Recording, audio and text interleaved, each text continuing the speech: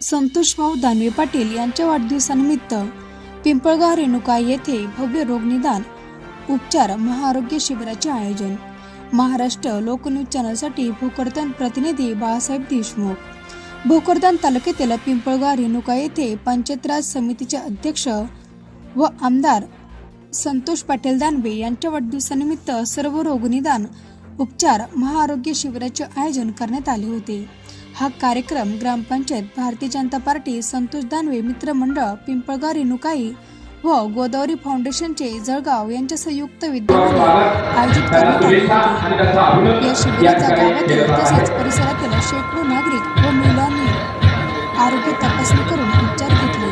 डोळ्याची तपासणी करून चष्मा वाटप करण्यात आले। या शिबिराचा शेकडो नागरिकांनी लाभ घेतला।